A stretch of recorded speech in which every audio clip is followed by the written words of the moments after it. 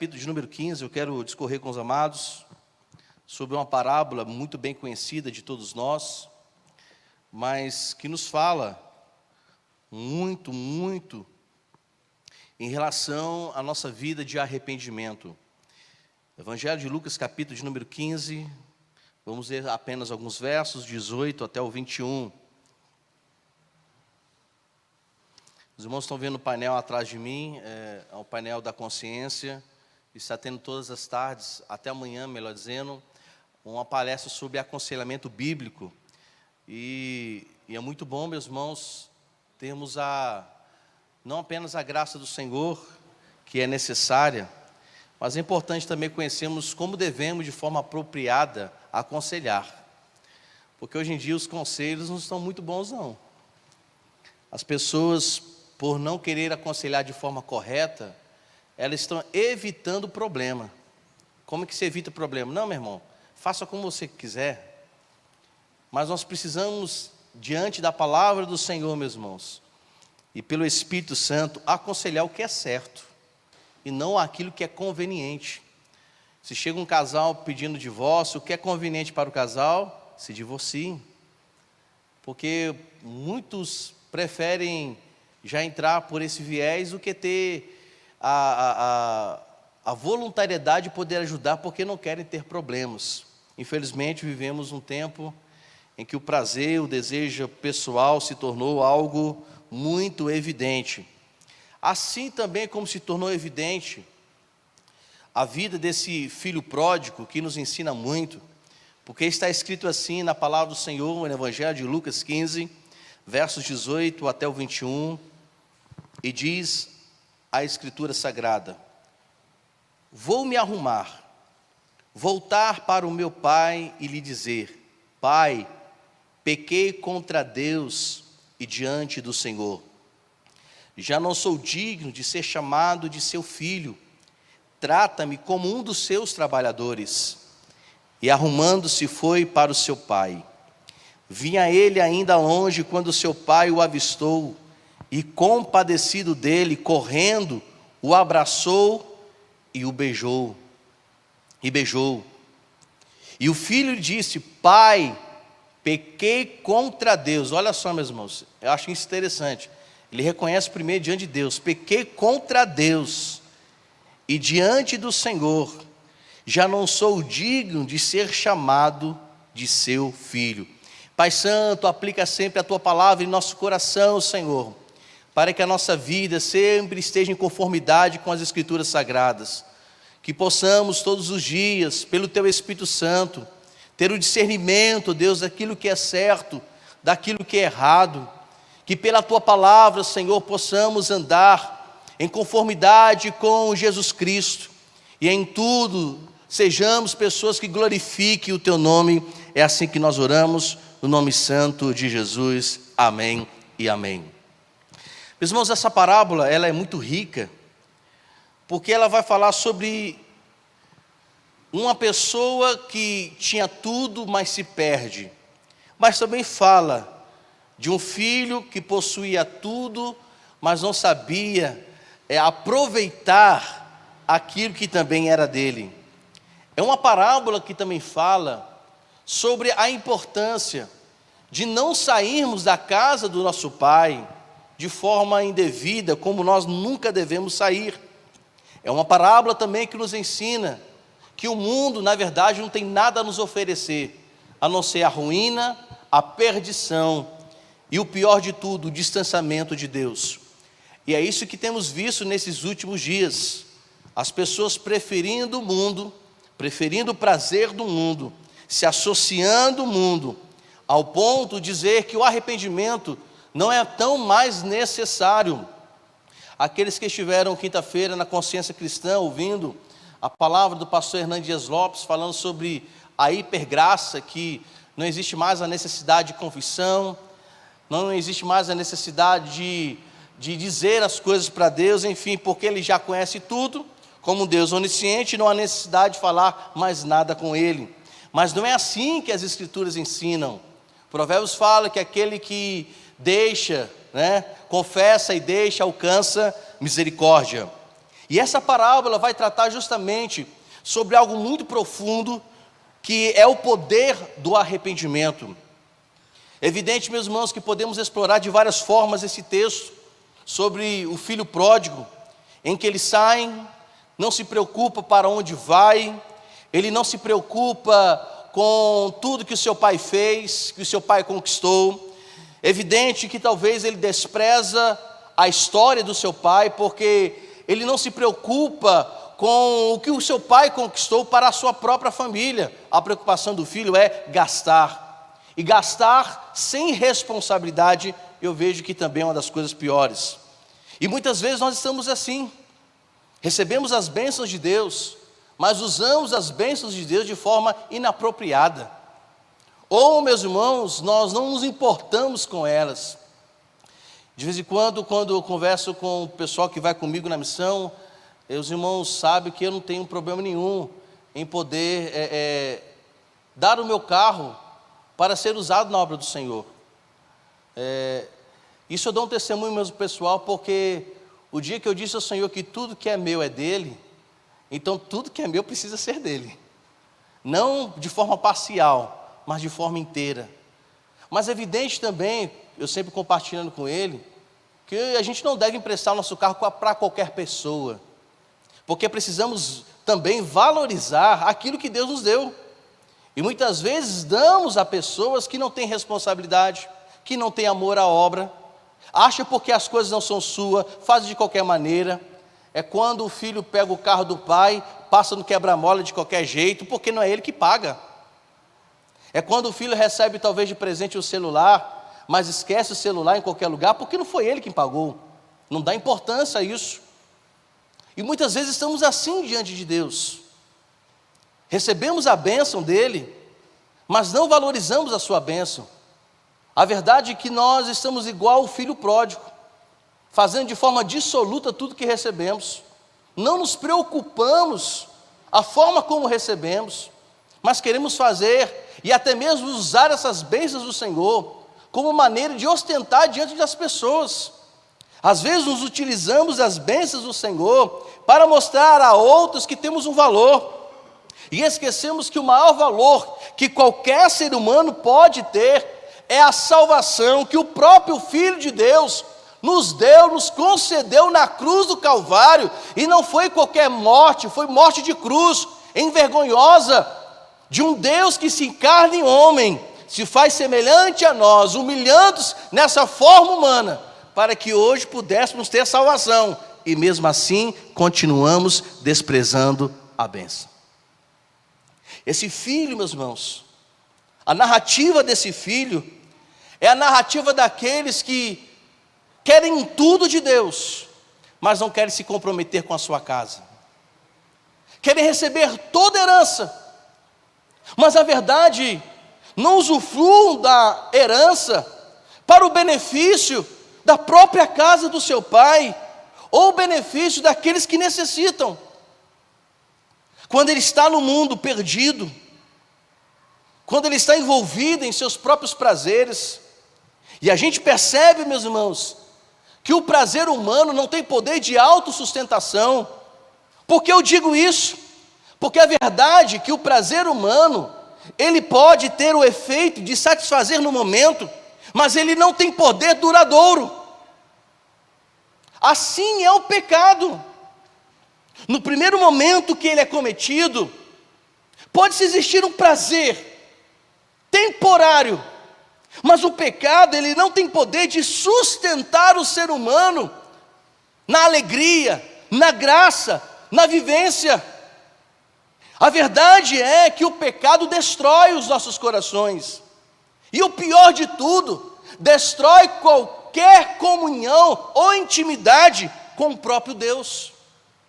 Observe que esse rapaz, que quando pede ao seu pai os seus bens que lhe cabe, como está escrito no verso de número 11, é notório que o coração dele já não estava mais ali.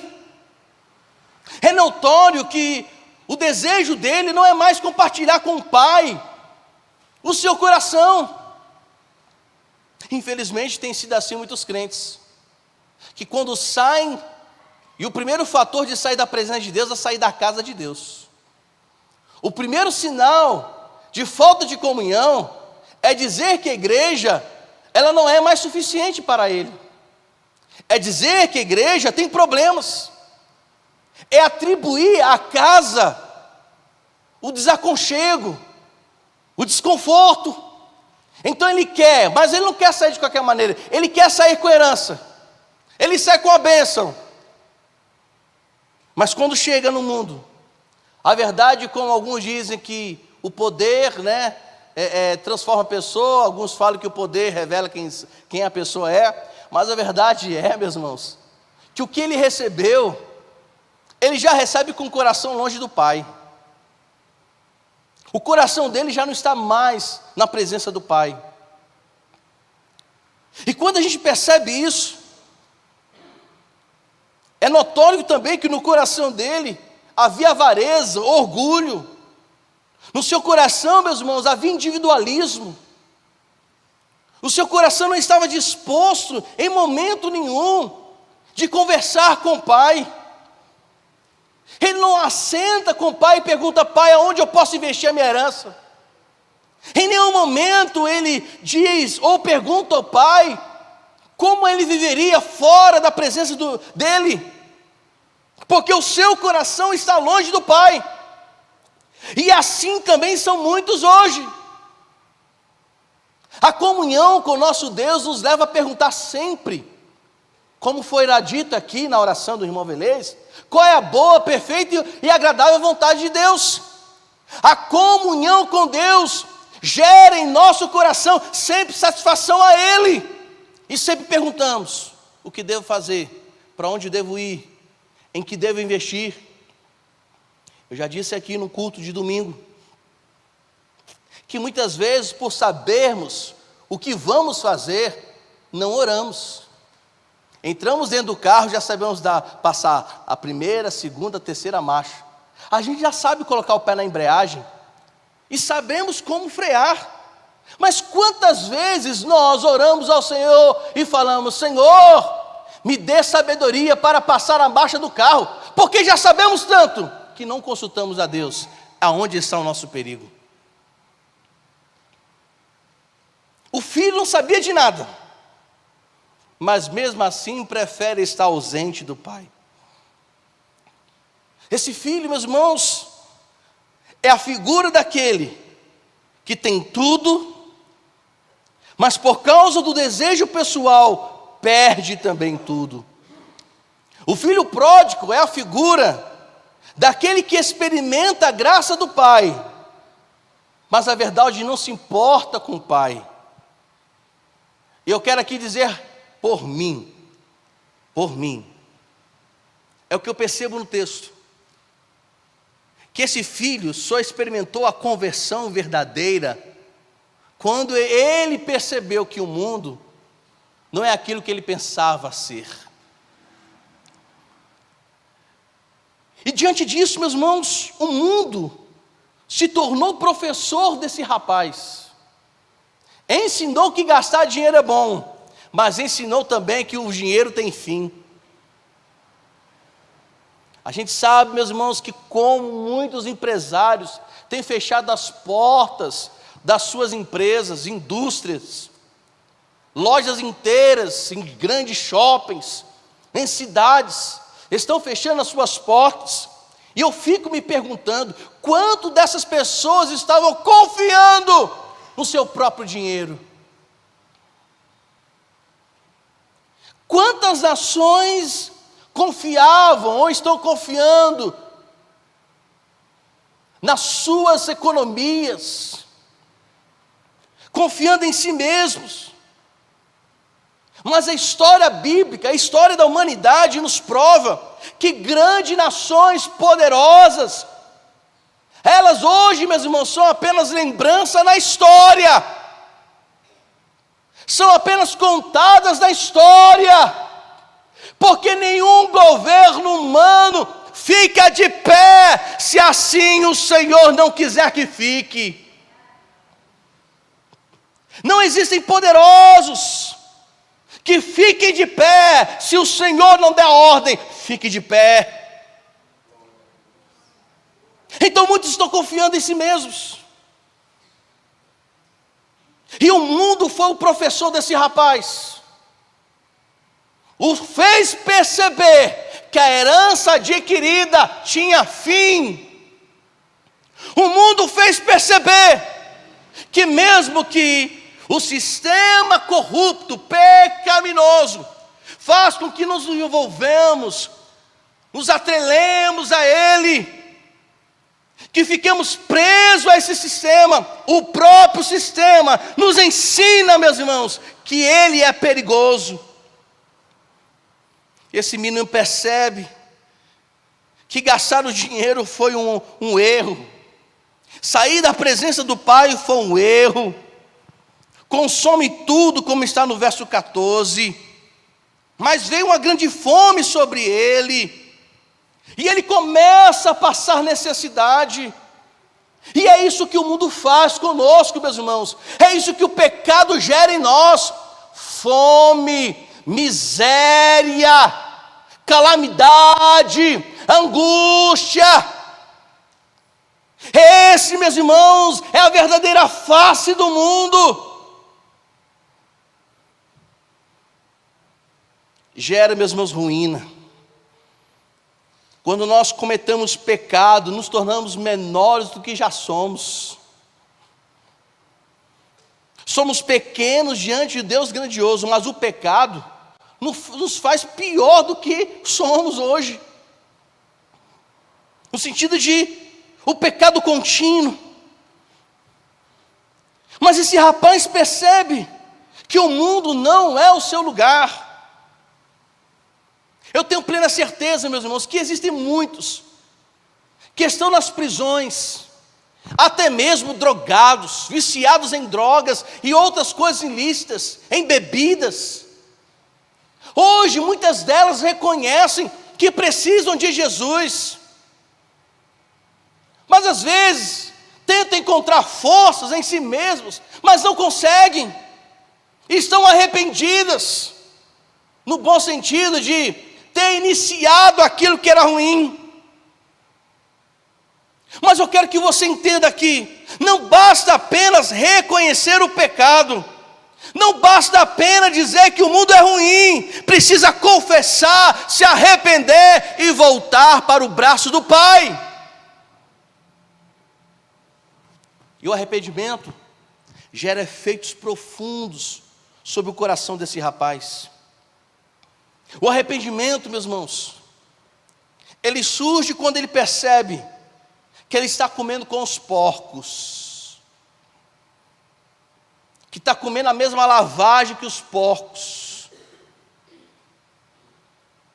O arrependimento, ele inicia quando a consciência do que é pecado e o que é o perigo do pecado, é isso que começa também a gerar em nossos corações, e precisamos perceber isso. Quando estamos afundados, desnorteados, é neste momento que precisamos entender o poder do arrependimento e o poder do perdão de Deus sobre as nossas vidas. E esse arrependimento precisa ser genuíno. E todo arrependimento genuíno, ele vem, meus irmãos, com a atitude de confissão. Preciso confessar: pequei contra ti. Pequei. Porque muitas vezes quando estamos brigados com os nossos parentes, muitas vezes a gente não pede perdão a Deus primeiro, pede perdão à pessoa, não é assim? Não é assim que a gente faz? Mas não deve ser assim, primeiro a Deus, depois ao homem. Muitas pessoas, quando cometem o delito, pedem desculpas às pessoas, mas não pedem a Deus. Precisamos entender que o poder verdadeiro do perdão, primeiro é gerado em Deus. O perdão dos pecados, somente Deus é quem pode perdoá-los. Nós perdoamos a pessoa sim. Nós perdoamos porque é justamente bíblico. As Escrituras nos ensinam. Mas antes de pedirmos perdão às pessoas, precisamos pedir perdão para Deus. E é isso que esse rapaz entende. Que o poder do perdão não seria gerado pelo seu pai, mas primeiro seria gerado pelo Deus que criou o seu pai. Meus amados, nós não podemos ter medo de confessar os nossos pecados. Nós não podemos temer o perdão. Porque tem muita gente que tem medo de pedir perdão, porque tem medo, meus irmãos, de sair do comodismo, de usar uma situação como forma de manipulação. Você sabia que tem muita gente que não quer perdoar porque usa a situação como forma de manipulação? E eu conheço vários assim. Só que você que está fazendo isso, eu tenho um recado para lhe dar. Se você comete tais coisas e usa a situação como forma de manipulação, tu não é de Deus não, tá? Tu não é de Deus não, porque Deus não usa o nosso pecado como forma de nos manipular. As coisas de Deus são bem objetivas. Confessou, está perdoado. Não confessou, está condenado. Deus não fica usando só, olha o pecado aí, olha. Deus é muito claro. Olha Deuteronômio, escolhe tu, ou a vida ou a morte, acabou.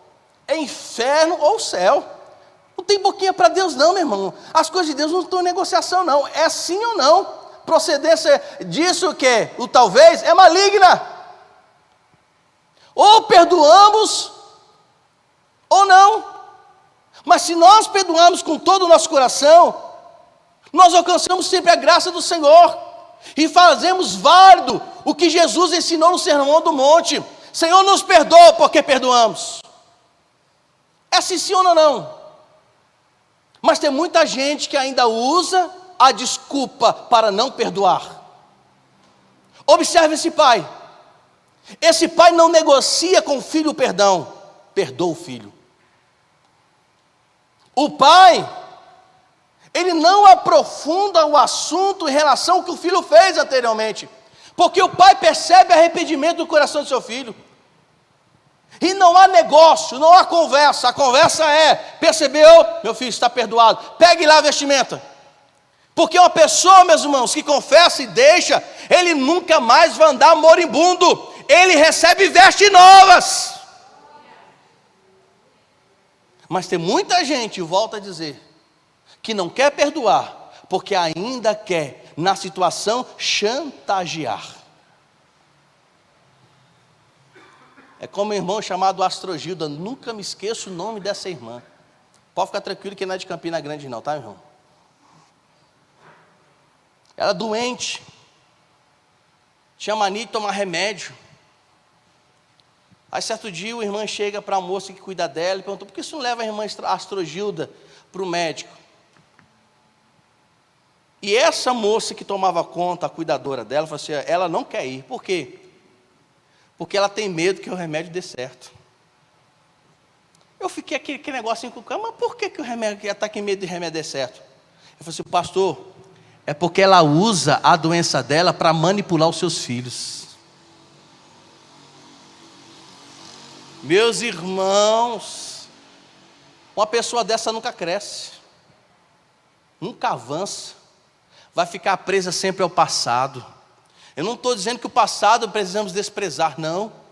Até mesmo porque existem muitas coisas que nós aprendemos com o passado e nos tornou quem somos hoje. Mas existem muitas coisas, como Paulo bem escreveu aos Filipenses, irmãos, contaminam o jugo ao ver alcançado, verso 12, capítulo 3. Mas uma coisa eu faço, eu vou me esquecer de algumas coisas que para trás ficam. E o perdão, ele é poderoso, meus irmãos, para nos livrar de muitas coisas. Mas o primeiro momento é a confissão. É o filho entender que está em pecado e que não compensou pedir herança e sair da casa do pai para experimentar aquilo a qual ele não foi chamado para fazer. Ele chega, se envolve, se atrela, se submerge à lama do pecado, e quase o pecado o destrói, porque o pecado, meus irmãos, ele tem como salário a morte. E o pior de tudo para mim não é a morte física, é quando a pessoa morre sem Jesus, e não adianta ninguém ficar orando do lado dos vivos pelos mortos, não adianta ninguém fazer reza de 7 dias, não adianta, meus irmãos, porque depois da morte, diz Hebreus, segue-se ao juízo. Morreu com Jesus, aguarda a ressurreição para a eternidade, em glória, em majestade. Morreu sem Jesus, aguarda a ressurreição para ser condenado eternamente. O pecado revela a condição do coração. Os porcos foi o estupim final. Olha os animais ensinando os vivos, porque ele percebe quando está comendo com os porcos. Ou seja, meus irmãos, o porco aqui é a pedagogia final de Deus para dizer bonito, está vendo aí? Tu está comendo com porco, rapaz. E para um judeu ficar perto de um porco, porque o judeu não comia porco não come carne de porco não. Isso é humilhante. Um judeu tendo que compartilhar com um porco a comida. Mas muitas vezes Deus tem que nos humilhar, tem que deixar a gente ser humilhado, esmiuçado, porque às vezes o nosso orgulho, a nossa soberba, achar que somos bons, melhores que fulano, que não precisamos de Deus, Deus nos humilha, e muitas vezes é necessário. Mas ele percebeu, antes da morte física, ele percebeu que precisava voltar para o seu pai. Ele diz, eu vou me arrumar, verso 18, eu vou me erguer, eu vou me ajeitar, porque eu quero voltar para a presença do meu pai. E quando eu chegar lá, perto dele, eu não vou querer mais ser filho, eu não quero ser tratado como um filho. Observe a humildade que ele volta. Sai um soberbo e volta humilde, sai um arrogante e volte um simples. Eu quero ser tratado como os trabalhadores dele. Mas antes disso, eu vou dizer, pai, eu pequei contra Deus. Perceba, ele vai querer confessar ao pai, que primeiro peca contra Deus. Ele vai confessar ao seu pai, como diz a Escritura, confessemos nossos pecados uns aos outros. Mas é a confissão, meus irmãos, de arrependimento de fato. Pequei contra Deus. E quando a confissão, meus irmãos, é verdadeira, o arrependimento é verdadeiro, primeiro ele é voluntário. Quando alguém se arrepende de fato, de verdade, ele faz isso de forma voluntária. Ninguém instiga nele ou obriga a fazer. É por isso que muitas vezes, quando alguém chega perto da gente, eu falo assim, meu irmão, a decisão é sua. Porque tem gente que acha que é o pastor que vai intermediar o perdão de Deus em relação à pessoa. Você tem que ser voluntariamente, chegar diante do Senhor, eu pequei contra ti, meu Deus. Eu pequei contra ti. Eu quero me arrepender, eu estou arrependido.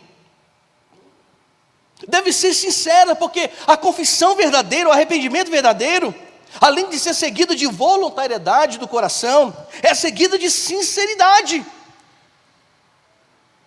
Ele não esconde a condição. Eu vou dizer isso e assado. Nós não podemos de forma nenhuma esconder nada diante de Deus. É preciso confessar. Por mais que Salmo 139 diz que ele perscruta, ele sabe quando se assenta, quando levanta, mas o pecado precisa ser confessado com o lábio, com a palavra, com a boca. Porque todo arrependimento e na confissão do pecado, precisamos de forma específica dizer para Deus aonde nós pecamos. Foi assim que ele fez. Eu vou dizer, pequei contra Deus, diante do Senhor. O verdadeiro arrependimento Além de ser, meus irmãos, de forma voluntária, sincera, específica, ela nos leva a uma motivação. E qual é a motivação? Receber de novamente as regalias de Deus? Não, porque somos imerecedores. Receber de volta toda herança perdida? Requerer novamente a herança do Pai? Não! Mas nos leva a simples e poderosa motivação. Qual é? De ter novamente o contato, a comunhão e a intimidade com o Pai. Porque nós não temos direito de exigir nada para Deus, meus irmãos. Lembre que quando as comunidades evangélicas começaram a entrar no Brasil, e justamente quando esse sistema neopentecostal surge, teologia do determinismo, aí começa a se usar palavras como eu vou colocar Deus na parede. Ontem eu mostrei para os meninos ali, não sei quem estava junto, eu acho que o Fred estava junto. Na rede social tem um senhor que ele diz ouvir a voz de Deus. E ele estava no momento da sua live, né, falando, tal. Aí ele fala assim: sim, pai, sim, sim. Aí chega para ele conversando com Deus, diz ele: peraí, eu não quero falar com o senhor agora não. Se quiser falar comigo, entra na fila. Poderoso, não é não? Isso é blasfêmia, exatamente, pastor. Se o senhor quiser falar comigo, entra na fila. Um caba desse se converter, vá para o inferno, rapaz. Quem é que pode dizer para Deus? Quem é que pode exigir alguma coisa de Deus? Quem é que pode dizer a Deus algo ou determiná-lo? Eu acho interessante que Provérbios fala: quem é que foi o professor de Deus? Quem é que o ensinou? Nós não podemos esquecer que um dos atributos de Deus é ser eterno. Não teve começo e nunca terá fim. Nós não somos eternos, mas recebemos eternidade. Fomos feitos almas viventes. E volto a dizer, alguns viverão eternamente nos braços de Deus, na Nova Jerusalém, e outros, infelizmente, viverão eternamente no lago de fogo, onde Deus preparou para Satanás, os demônios, a morte e até o próprio inferno será lançado nele. E ele termina dizendo: e todos aqueles que não foram achados no livro da vida. Sabe que isso é sério, meus irmãos?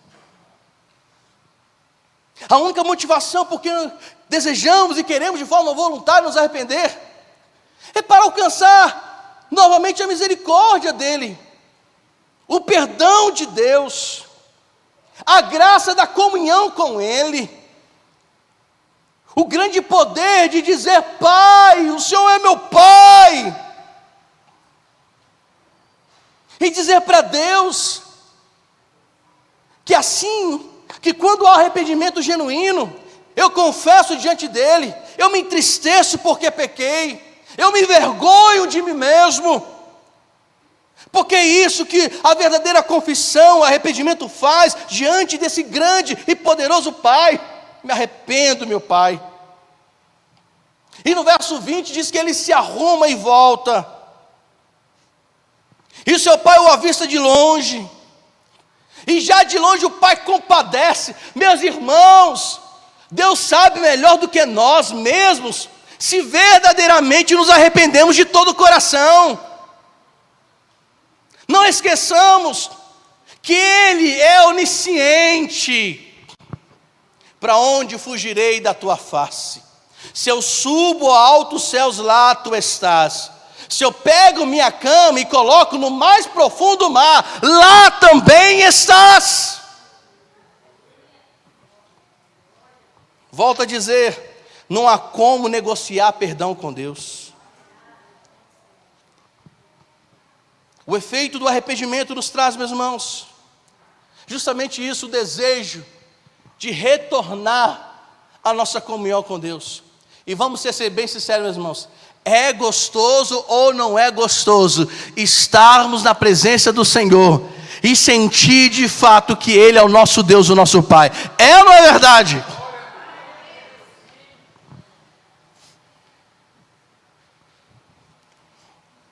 Eu fico muito feliz com o que está acontecendo ali nos Estados Unidos. Os irmãos sabem que virou uma notícia geral. O que está acontecendo na faculdade, na universidade. E eu vejo também muitos pastores se manifestando. Alguns querendo ir até lá, ótimo. Mas eu fico me perguntando, por que isso não acontece nas nossas igrejas? Certo dia um oficial chegou para mim e foi em uma determinada igreja. Amou o que estava acontecendo na igreja lá. Aí quando chegou aqui, pastor, nós precisamos fazer a mesma coisa. Eu disse, podemos. Então bora fazer. Eu falei, não, eu acho que aqui não deve ser feito não, pastor. Poxa. Tem muitas coisas, meus irmãos, achamos que são válidas em outras igrejas, mas não na nossa. E não estou falando coisas que são novidades, porque tem muita novidade aí. Nem mesmo a tecnologia é um fator de desvio em relação às Escrituras. Porque se a gente usa a tecnologia para a glória do Senhor, não há problema. O problema é usarmos a tecnologia e mundanizarmos para os nossos corações o que a tecnologia nos traz. Mas se a outra igreja pode ter vigília, por que não fazemos aqui? O problema todo, meus irmãos, é que nós não queremos nos comprometer com Deus. Achamos muito lindo o que acontece em outros lugares. Achamos muito lindo quando nós falamos, nós somos uma igreja missionária, mas na hora para ser, o povo foge. É lindo, né? Então vamos ser. Porque o arrependimento genuíno, a confissão genuína, vai nos encorajar de voltar para a presença de Deus, de sentirmos a presença do Pai. E volto a dizer, Deus, na sua onisciência, onipresença, nos conhece muito bem. O pai avista o filho de longe e já percebe, e já se compadece, porque percebe que no coração do filho, na afeição, melhor dizendo, do filho, há uma diferença. O seu rosto já não era mais o mesmo. O pai percebe isso, meus irmãos, porque conhece o seu filho, o criou desde pequeno. E a volta da comunhão com o Pai deve ser a nossa maior motivação no ato da confissão e do nosso arrependimento. Eu quero terminar, meus irmãos, essa mensagem dizer que o arrependimento, o verdadeiro arrependimento, traz o efeito de renovarmos em Deus o amor a Ele, o desejo de tê-lo ao nosso lado, o desejo de andar novamente com Ele, o desejo de ler a Sua palavra, o desejo de eu falar com Ele em orações, o desejo de levantar as mãos para adorá-lo, o desejo de proclamar o Seu Evangelho, o desejo de não mais desistir, mas continuar avante, porque nós sabemos que Ele é poderoso. Quando se é gerado em nosso coração o arrependimento genuíno, que somente o Espírito Santo é quem pode nos trazer verdadeiramente, de nos trazer essa lâmpada acesa, mas entendemos também que nós não devemos ter vergonha de confessar os nossos pecados, de dizer quem somos diante do Senhor, de, se for possível, perder aquilo que nós conquistamos de forma irregular, corrupta. É perder, porque estamos ganhando Cristo, no bom sentido, em nosso coração, porque quem nos ganha é Ele. Mas o verdadeiro arrependimento faz isso. Se até de forma ilícita adquirir algumas coisas, então eu vou deixá-las. A pergunta é, será que no mundo de hoje, nesse mundo hedonista, avarento, teremos coragem de abandonar tudo por amor a Deus? Por isso, meus amados, existe um hino que eu sempre falo para os irmãos, eu quero ser enfático, e eu gostaria que vocês sempre que pudessem ler as letras deste hino. 335, tudo entregarei. E eu sempre falo, eu acho para mim, um dos hinos mais difíceis de serem cantados. Não apenas os salmos e hinos, mas de qualquer corinho que é cantado. Tudo a ti entregarei. Sim, por ti, Jesus, tudo deixarei. Será que realmente estamos dispostos? Será que estamos dispostos, meus irmãos? De quem é namorado, que está namorando gente que não é evangélica, gente que não é de Deus, será que você está disposto de fato a abandonar esse relacionamento? Não estou falando de casal casado não, hein? Estou falando de namoro, porque às vezes tudo se inicia na... Será que estamos dispostos, meus irmãos, a tirar esse jugo desigual da nossa vida para agradar o Senhor? Será? Será que estamos dispostos com corações contritos, arrependidos de fato diante do Senhor? Largar a mentira que nós sustentamos e toda a nossa família acredita nisso? E você dizer para a família: olha, eu não sou isso que vocês estão ouvindo. Será que nós temos coragem de combater o pecado que está às vezes dentro da nossa própria casa, por amor a Deus? Porque quem confessa e deixa, alcança misericórdia. Meus irmãos, Jesus Cristo está voltando. Olha as coisas que estão acontecendo neste mundo. Está uma doideira. Olha só o que está acontecendo. É muita informação acontecendo, muitos sinais acontecendo. E a gente fazendo o quê? Ah, não, pastor, isso é coisa da natureza. É isso que as pessoas querem dizer. Isso é coisa da natureza. Mas Jesus está dizendo: eu estou voltando. Pai Santo, mais uma vez nós te rogamos, ó Deus, o teu perdão. E confessamos as nossas mazelas, negligências, omissões. Confessamos, ó Pai, que temos pecado contra o Senhor. Temos com palavras, pensamentos e ações cometido pecados, e não são poucos, ó Deus. Infelizmente, meu Pai, muitas vezes pecamos até de forma consciente, sabendo que é errado, mas assim o fazemos, para adquirir vantagens, usar, ó Deus, como obra de negociação. Meu Deus, como é terrível estarmos longe da Tua presença. Como é terrível, Senhor, estamos longe da Tua palavra.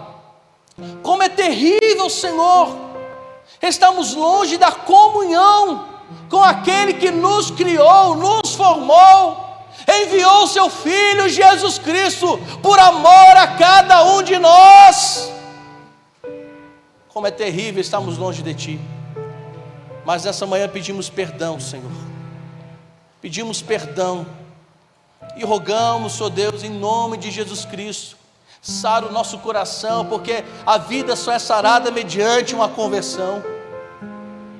Ó Senhor, cura-nos, ó Deus, porque infelizmente existem muitas doenças que são atreladas, ó Pai, a tantos pecados cometidos, porque a verdade é que o pecado é a razão de todas as maledicências deste mundo. Senhor, dá-nos mais de Ti. É assim que nós oramos, no nome santo de Jesus. Amém e amém.